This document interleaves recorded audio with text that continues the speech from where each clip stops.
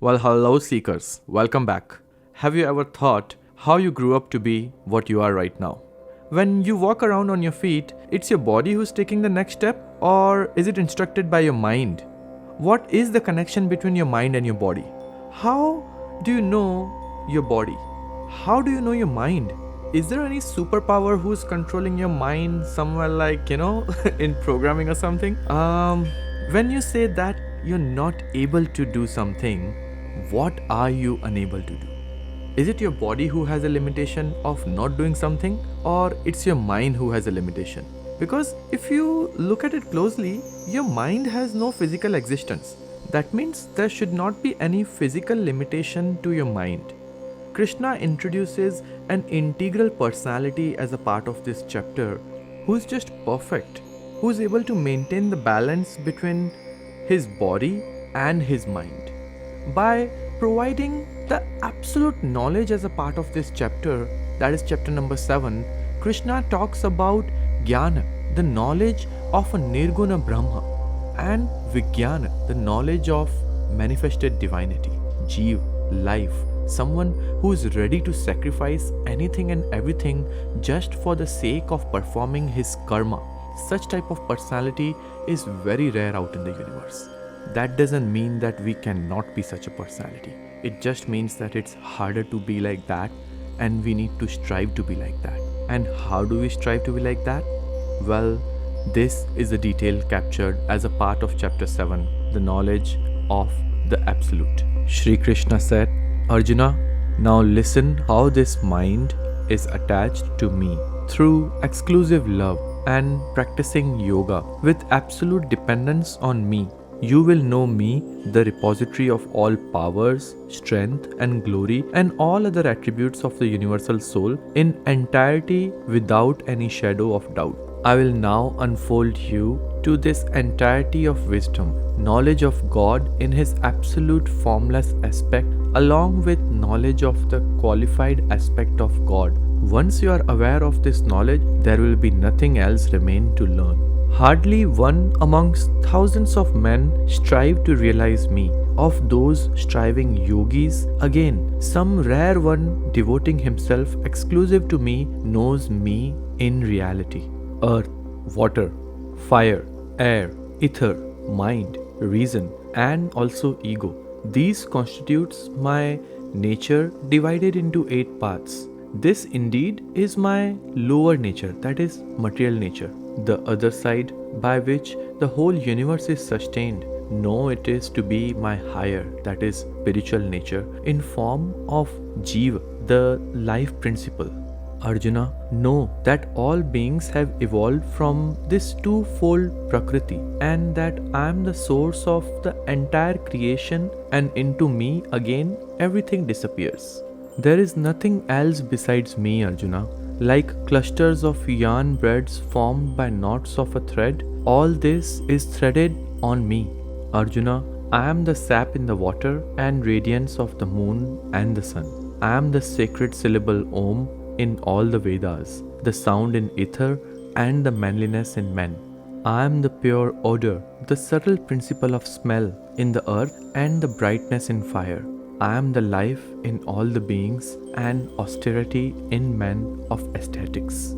Arjuna, know me, the eternal seed of all beings. I am the intelligence of the intelligent, the glory of the glorious. Arjuna, of the mighty, I am the might, free from passion and desire. In beings, I am the sexual desire, not conflicting with the virtue or scriptural injunctions. Whatever other entities there are, born of sattva, the quality of goodness, and those that are born of rajas, the principle of activity, and tamas, the principle of inertia, know them all as evolved from me alone. In reality, however, neither do I exist in them, nor do they exist in me. The whole of the creation is deluded by these objects evolved from the 3 modes of Prakriti, Sattva, Rajas and Tamas. That is why the world fails to recognize me, standing apart from these and imperishable. For this most wonderful Maya of mine, consisting of three gunas, that is modes of nature, is extremely difficult to break through. Those, however, who constantly adores me alone are able to cross it. Those whose wisdom has been carried away by Maya and who have been embarrassed by the demonic nature, such foolish and vile men of evil deeds do not adore me. Four types of devotees of noble deeds worship me, Arjuna: the seeker after worldly possessions, the afflicted, the seeker for knowledge, and the man of wisdom. Of these, the best is the man of wisdom, ever established in identity with me and possessed of exclusive devotion. I am extremely dear to the wise man who knows me in reality, and he is extremely dear to me. Indeed, all these are noble, but the man of wisdom is my very self. Such is my view. For such a devotee who has his mind and intellect merged in me is firmly established in me alone, the highest goal. In the very last of all births, the enlightened person worships me by realizing that all that is God. Such a great soul is very rare indeed. Those whose wisdom has been carried away by various desires, being prompted by their own nature, worship other deities, adopting rules related to each. Whatever celestial form a devotee, craving for some worldly object, chooses to worship with reverence, I stabilize faith for that particular devotee in that very form. Endowed with such faith, he worships the particular deity and obtains through him without doubt his desired enjoyments as ordained by myself. The fruit gained by these people of small understanding, however, is perishable. The worshippers of God attends the God, whereas my devotees, howsoever they worship me, eventually come to me and me alone. Not knowing my supreme nature, unsurpassable and undecaying, the ignorant believe me. I am the Supreme Spirit, beyond the reach of mind and senses, the embodiment of truth, knowledge and bliss, to have assumed a finite form through the births as the ordinary human being. Veiled by my Yoga Maya, that is divine potency, I am manifest to all. Hence these ignorant folks fail to recognize me, the unborn and imperishable supreme deity, that is, consider me as a subject to birth and death. Arjuna, I know all beings, past as well as present, even those who are yet to be born, but none devoid of faith and relevance knows me. O valiant Arjuna, through delusion in the shape of pairs of opposites such as pleasure and pain, born of desire and hatred, all living creatures in this world are falling a prey to infatuation.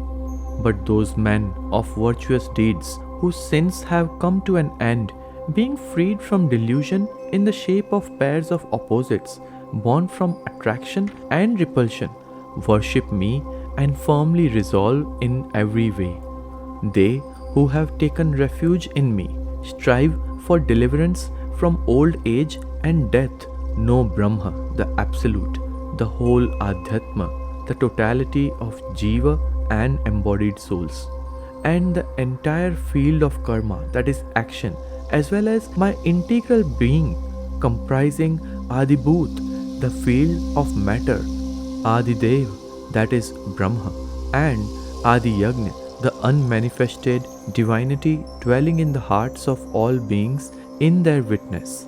And they who possess all of the steadfast mind know thus, even at the hour of death, they too know me alone. Thus, in this Upanishad sung by the Lord, the science of Brahma, the scripture of Yoga, the dialogue between Sri Krishna and Arjuna, ends the 7th chapter entitled The Yoga of Jnana, that is the knowledge of Nirguna, and Vijnana, the knowledge of manifested divinity. This is the knowledge of Absolute. With this, we have ended chapter 7th, that is the knowledge of Absolute. Well, the knowledge is pretty simple. It's just love and yoga. These are the two things enough to know Krishna. That's the only absolute knowledge. However, this type of knowledge, it's very difficult to grasp. He's saying that there are 8 parts of Prakriti, that is nature: earth, fire, water, air, ether, mind, reason, and ego.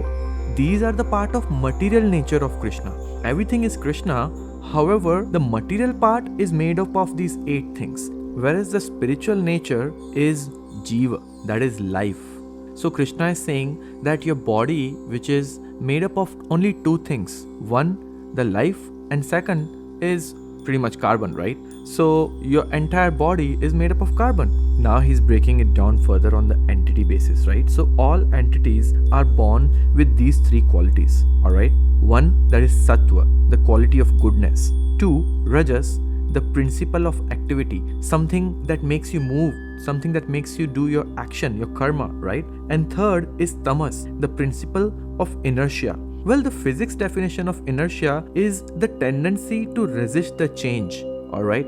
So every time your body is not letting you go past that threshold value, where you have to accept the change, that is your tamas. Change is good, okay? Change is something which is required. Change is the only essence of your life. Change is the only constant in your life. You should not be resisting change. Tendency of resisting the change should be minimized. That is, tamas should be minimized. Krishna also talks about Maya in verse 14, that consists of 3 gunas, that is mode of nature. If you are driven by that Maya, then that is your demonic nature. If you are driven by the materialistic world, then the demon comes out of you. However, those who break this chain of Maya, they are able to control the gunas. Then he talks about 4 types of devotees. Now these 4 types, there's no difference between all of them. However, one of them has to be superior. Okay, so the 4 types are: number 1, the seeker of worldly pleasures. So who is looking for Krishna? Someone who is looking for worldly pleasures is looking for Krishna. Then the one who is afflicted, someone who is in pain. 3rd is the seeker of knowledge. That's the person who is looking for Krishna. And 4th is the man of wisdom. Someone who is wise. He knows he is wise. That's why he's looking for Krishna. Out of these 4, the best is the 4th one, the man who has wisdom, because he's devoted towards his karma. It's the devotion that is really required. All of them are noble, but the wise man is self-devoted. It's the devotion towards the karma that is the key towards the happiness of your life, and that's gonna be the one who would be controlling your 3 gunas. At the end, everything merges to Krishna's Maya, because everything funnels to him as such, right? Because he knows the past, he knows the present, and he knows the future. He ends the chapter with a very tricky verse, where he's saying that, come take refuge in me for the deliverance from old age and death. You need to know Brahma, what is absolute. Also need to know Adhyatma, that is the totality of Jeev, what exactly is being alive. And then the entire field of karma. You need to know what is your action that is required to be done at a given instance. And you just need to follow it. You need to follow your gut to do the karma. Then he's talking about the integral being, that is comprising of Adi Bhut, that is the field of matter. Then Adi Dev, that is Brahma, the God inside you, and Adi Yagna, the unmanifested divinity, that is the feeling of sacrifice. He ends by saying that the one who is possessing that steady mind, that sthita pragya, that stable state of mind, even at the time of death, at the very last minute, they too know him alone, that is Krishna. That's how the chapter has been ended. I hope you guys liked it, enjoyed it. I have tried to change the format of my editing, and rather than giving an example of a real life entity, I thought to be more theoretical and read the chapter and try to explain the chapter at the later part. Let me know in the comment section if you are enjoying this or not. If not, I would be able to change the section, I'm pretty sure. Please give a thumbs up, that's really gonna help me, as well as subscribe my channel. Hare Krishna.